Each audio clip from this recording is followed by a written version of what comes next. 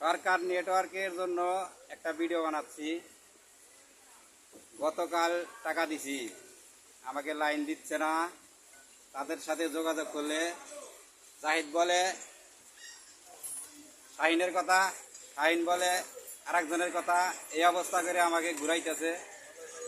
আমি কি টাকা দিয়ে অপরাধ করছি নাকি? ওয়াইফাইতে অনলাইনে টাকা নেয় তারা, তাদেরকে অনলাইনে টাকা দিছি, তারা অনলাইনে টাকা নিছে এবং টাকার রিসিপ্ট স্ক্রিনশট দেওয়া তাদেরকে দিছি।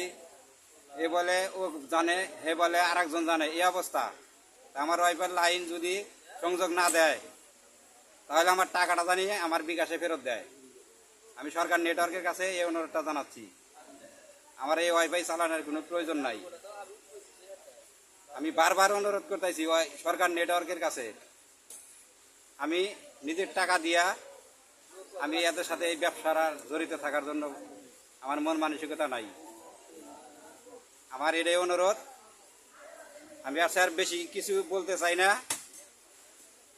আমি ফোন দিছি, ফোনেও আমার সাথে কথা চালাচালি হয়েছে। আমার যারা ফ্যান ফলোয়ার আছেন, বেলকুচির যারা আছেন, তাদের কাছে আমার অনুরোধ, সরকার নেটওয়ার্কের প্রতি কিছু আপনারা কমেন্টে জানাইবেন। ধন্যবাদ।